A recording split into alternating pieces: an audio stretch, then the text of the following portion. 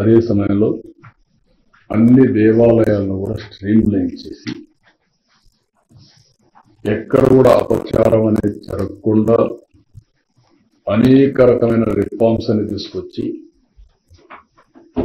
ఒక మాటలో చెప్పాలంటే ఇటీవల కాలంలో ప్రసాదాల దగ్గర నుంచి అన్ని కూడా స్ట్రీమ్లైన్ చేసే సందర్భంలో ఇలాంటి సంఘటన జరిగింది.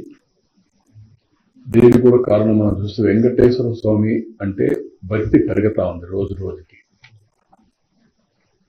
ప్రజల్లో కూడా ఇలాంటి అకేషన్ లో తప్పకుండా దర్శనం చేసుకోవాలి అనే ఒక సంకల్పం ఉంది.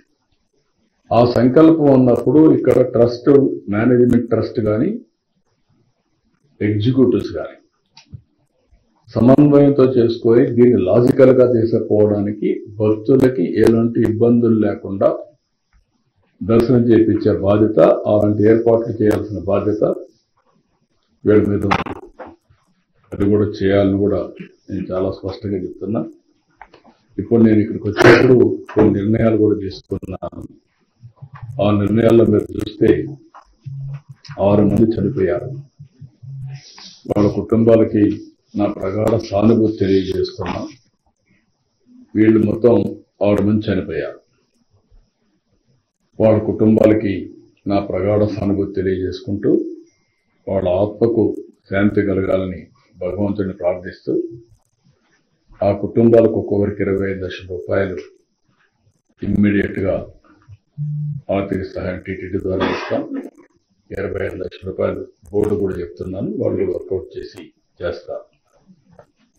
వాళ్ళకందరికి కూడా కాంట్రాక్ట్ ఉద్యోగం 6 మందికి 6 ఉద్యోగాలు ఇచ్చేట్టుగా ఇక్కడ కానీ తమిళనాడులో కానీ ఆ ఎంప్లాయ్మెంట్ కూడా ఇస్తారు. ఈ 2 కూడా వాళ్ళు మన టీటీడీ చేస్తారు. ఇంకొక పక్కన ఇద్దరికి కొంచెం సీరియస్ అయినాయి, దెబ్బలు తగిలాయి. వాళ్ళిద్దరికి ఒక్కొక్కరికి 5 లక్షల చొప్పున ఆర్థిక సహాయం చేసి వాళ్ళ ఆరోగ్యం మెరుగయ్యే వరకు ప్రభుత్వ ఖర్చులతోనే మొత్తం చేస్తాం. వాళ్ళకి 5 లక్షల రూపాయలు ఇస్తాం. మిగిలిన వాళ్ళు దగ్గర మీరు చూస్తే ఆ ఇద్దరు కూడా తిమ్మక్క, 2 ఈశ్వరమ్మ, 33 మందికి ఇంజురీస్ అయ్యాయి. ఆ 33 మందికి ఒక్కొక్కరు 2 లక్షల రూపాయల చొప్పున ఆర్థిక సహాయం చేసి వాళ్ళు వచ్చింది వైకుంఠ ఏకాదశి రోజున దేవుని దర్శనం చేసుకోవాలనుకుంటున్నారు. వాళ్ళ సంకల్పం చూస్తే ఈ రోజు కూడా నడవలేని పరిస్థితుల్లో కొంతమంది బాగా దెబ్బలు తగిలి కొంచెం ఇబ్బందుల్లో ఉన్న ఎట్టి పరిస్థితుల్లో రేపు మేము దర్శనం చేసుకోవాలి అనే సంకల్పం ఉంది. వాళ్ళ సంకల్పాన్ని నెరవేర్చడం కోసం ఆ 33 మందిని ఈ ఇద్దరిని దర్శనానికి ఏర్పాటు చేసుకున్నాం. రేపు ప్రత్యేకంగా వాళ్ళకి దర్శనం ఏర్పాటు చేసి మనమే డబ్బులు ఖర్చు పెట్టి వాళ్ళ ఊర్లో వాళ్ళని చేర్చే బాధ్యత కూడా తీసుకుంటాం. అంతలోపల ఇవన్నీ కూడా ఫార్మాలిటీస్ అన్ని కంప్లీట్ చేస్తాం. ఇంకొక పక్కన ఇలాంటి సంఘటన జరిగినప్పుడు అడ్మినిస్ట్రేషన్ కూడా చాలా అప్రమత్తంగా ఉండాలి. ఇంకా మానిటరింగ్ మెకానిజమ్స్ కూడా పర్ఫెక్ట్ గా ఉండాలి. నాకు అందులో కొన్ని లూప్ హోల్స్ కానీ లీకేజెస్ కానీ కనపడొస్తున్నాయి. అందుకే అక్కడ ఉండే ఆఫీసర్ ఎవరైతే ఉన్నారో డిఎస్పీ రమణ కుమార్ అయితే బాధ్యత లేకుండా పనిచేశారు. అదే మరిగా అరుణాథ్ రెడ్డి డైరెక్టర్ గోశాల, ఒకరు పోలీస్, ఒకరు అడ్మినిస్ట్రేషన్ పెడితే ఇద్దరు జరిగే అది జరగకుండా కాపాడవలసిన బాధ్యత వీళ్ళపైన ఉంది. జవాబుదారితనంతో ఉండాలి, పనిచేయాలి.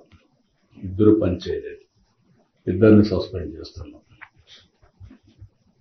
ఎవరైతే ఆఫీసర్స్ గా ఉండి ఎస్పీ సుబ్బరాయుడు గారు కానీ, జేఈఓ గౌతులు కానీ, సివిఎస్ఓ శ్రీధర్ ముగ్గురిని తక్షణమే ట్రాన్స్ఫర్ చేస్తున్నాం. మనమంతా బాధ్యతతో ప్రవర్తించవలసిన వ్యక్తులు. మన వల్ల ఇలాంటివి జరిగినప్పుడు వీళ్ళు కూడా బాధ్యత తీసుకోవాల్సిన అవసరం ఉంది. అది కూడా వాళ్ళకి ఇది చేస్తాం. ఇది అయిన తర్వాత ఒక జ్యుడిషియల్ ఎంక్వైరీ కూడా ఇస్తున్నాం. వాస్తవాలన్నీ అధ్యయనం చేసి నాకు గవర్నమెంట్కి రిపోర్ట్ ఇస్తారు. ఇలాంటివి ఎక్కడా జరగడానికి వీలు లేదు. గవర్నమెంట్ చాలా స్పష్టంగా ఉన్నాం. జరిగిన దానికి చాలా బాధపడుతున్నాం.